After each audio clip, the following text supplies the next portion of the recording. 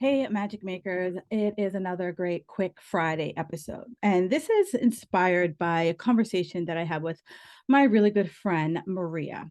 And thank you, Maria, for our always having amazing conversations and always expanding my mind. And, for me, I hope I do that for you, right? That's what I always want to do because for a long time I had a very closed mindset, right? I always was like, this is how it has to be. This is how it has to be. I have to be in control.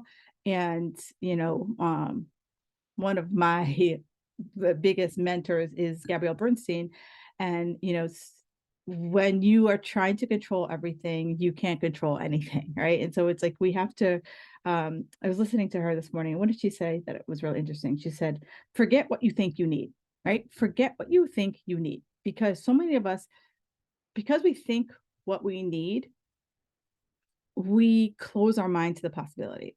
And you know, as I'm going to explain the conversation I had with Maria this morning, that's going to resonate with you, right? So, forget what you think you need is what the theme of this podcast is right now. So today I was talking about Maria, and she's like, and I said, she's like, "Oh, Kim, what are you working on?" And I said, "Oh, I'm working on a new program, and I'm really excited about it. And it's very interesting the way I came from it at." And I said, I asked the question. I said, "What is the most frustrating thing about being over 40? What's your biggest frustration?" And I got three responses. One is that unexplained chin hair, right? If you're shaking your head, you're like nodding along, you're like, girl, what is that about? Exactly. Yeah, exactly. I feel you on that. And, masks were really good for that because you could get away with like when it went from like one hair to what seems like 50 hairs and was like wiggling and waving at passersby on the street. The second thing was um, belly fat. And I was like, girl, I can totally understand that belly fat thing. And because I can understand it so deeply and I can really explain why 80% of us get it, I did a whole podcast on that. So that's coming up in a couple weeks. So make sure if you are not subscribed, you get subscribed so you can make sure you get a copy of that podcast when it comes out. Also, I'll be doing a whole masterclass on belly fat later this fall. So if belly fat is something that is in your world or you want to prevent, make sure I'm going to put it here in the show notes here. Make sure you get on the list to get a copy of the belly fat masterclass. So the third thing was just unexplained weight gain. And Maria's like, she's like, I'm knocking on the door 40, but I can totally understand that unexplained weight gain. She's like, I just feel like, oh my God, like I just put on so much weight and just feel so much heavier now than I did. And I was like, I'm like, Maria, for you, I said, for many people, they think weight just comes on overnight. Like, you went to bed and then overnight the body fat fairy sprinkled 50 pounds on you. And I know that's how we feel it happens, but that's not how it happens. For many of us, it is a slow climb. All right. It's 1 to 2 pounds here, another 2 pounds here. And then, depending on how attuned you are, because think about it, how many of us really like stare at ourselves in the mirror every single day? Right. Unless you're that person who steps on the scale every single day. But at some point, we go into our closet and we go to put on a pair of pants and ooh, it don't button a little as easy as it used to. Or maybe you're like, ooh, this is, showing off a little bit more of me than I want to. Or maybe you put on a pair of pants, you have camel toe. I don't know.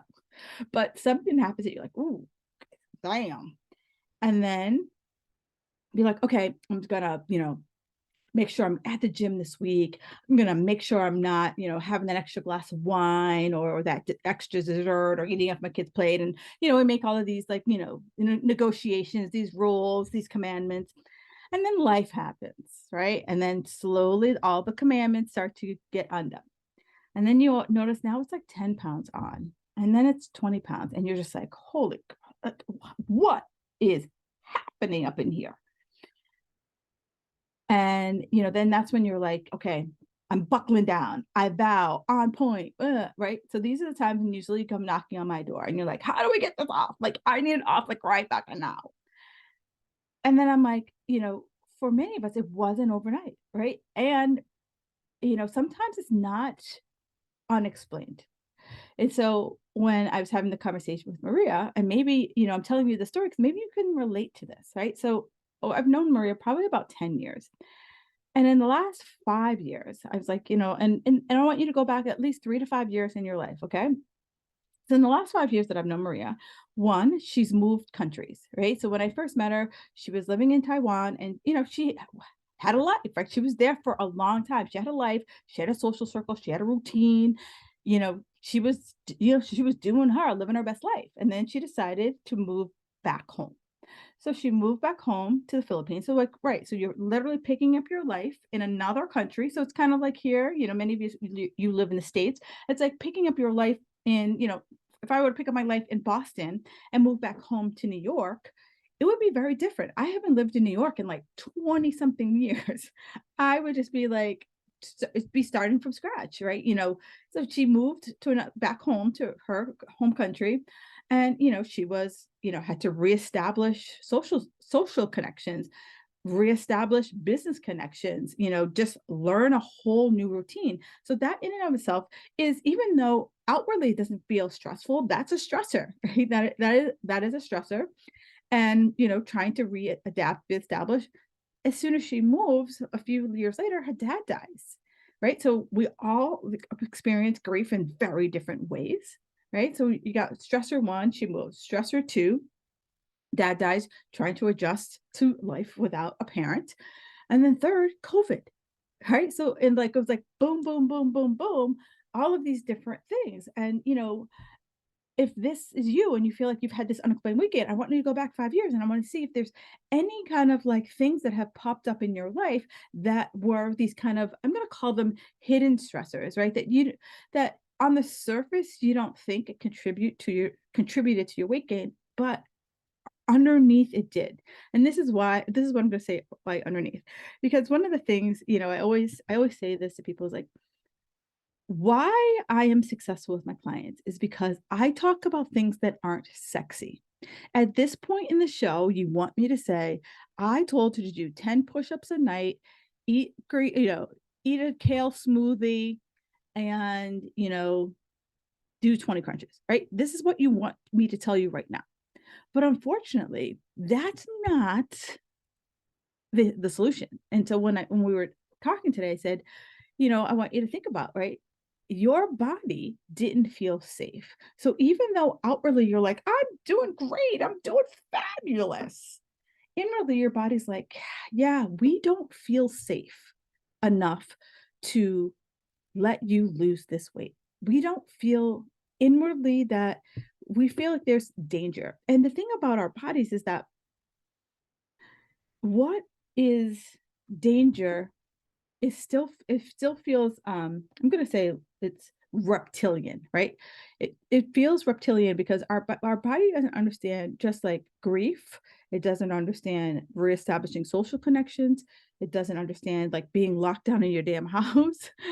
It doesn't understand that as not a non-threat, where we still, like, our brain still thinks about us living in the cave, and that any type of stress is us needing to survive or be eaten. It thinks that there is a saber-toothed tiger and it's going to kill us. And so it kind of starts to put us into this fight or flight. And as we start to, like, even though we don't feel it, right? Some of us don't feel, like, we're so out of our bodies. We don't feel that we are stressed. We don't feel that we have any anxiety. Or if we do, we don't know how to process it. Still, the hormones come out, right? And if we don't use all of the adrenaline, it needs to go someplace else. And so what our body does is like, all right, fat, we're going to store it because we're going to need that later, just in case we need to run. All right. It gets all hopped up just in case we need to run from the saber-tooth tiger or whatever threat it perceives. And so when I said this to her, she's like, you know what, Kim? She's like, you're right.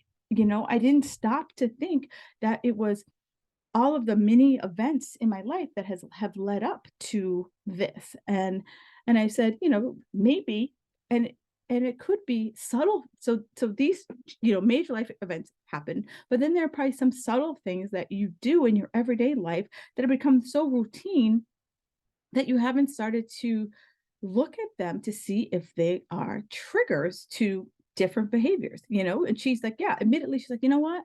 She said, you're right. When I moved, I didn't go out as much as I used to, because I was still trying to reestablish, social things. And she's like, COVID hit. And she's like, she goes, now I'm getting 10,000 steps, but it took a long time to get to there. So I really want you to start to think about, right? Did this weight come on overnight? Or can I point back to, like, even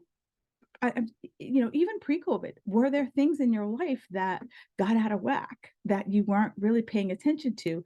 And then now that we're coming into this whatever post-Rona world is going to be, you're now looking at yourself and you're just like, where did this weight come from?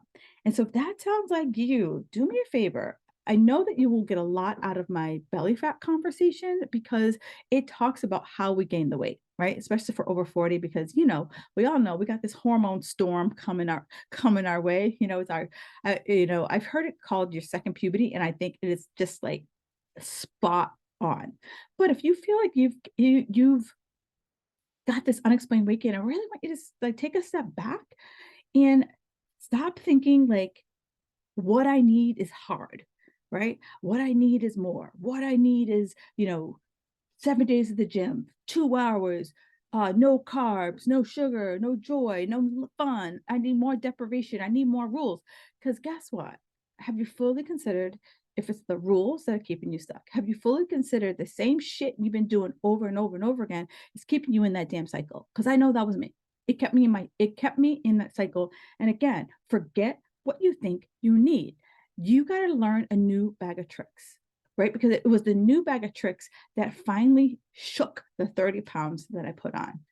And it took me, and so many people aren't going to want to hear this, but it took me 4 years to get all the things back in alignment that I pushed personally. I take full responsibility for the 30 pounds I put on because I pretty much beat my body into freaking submission to get there. So I really want you to start to think about, right? Like, there wasn't this like fat fairy, as I mentioned, that came by. It was you. You punched yourself into submission. You treated it like a freaking, I don't know. You were like, you just beat the crap out of your body. And eventually your body was like, uncle, I can't take it anymore. I ain't gonna give you what you need. And so if that sounds like you, like maybe this is your wake up call. Maybe this is the punch in the face you needed, the smack in the face, the shot of tequila, whatever the hell you want to call it. But this is maybe what you needed to surrender, right? To surrender that, guess what? I don't got all the answers. And what I'm doing ain't working. And maybe there's a different way. No, no, no. Correction. There is a different way, girls. There is a different way. You just got to own up. You just got to pull up your big girl panties and be like, all right, even if it feels uncomfortable, even if it feels so awkward, even if I'm like, I don't know, I got to surrender. And if you feel like you haven't surrendered enough, as Gabby Bernstein says, surrender again. All right, that's all I got. Again, if you are feeling this way, do me a favor, hop on. You want to make sure you listen to that belly fat podcast that's coming up in a couple weeks. And then you also want to make sure you get on the list for the belly fat code masterclass. I'm going to be breaking it all down, getting biochemically, getting all like emotionally. It's just going to be fabulous. All right. Enjoy the rest of your day.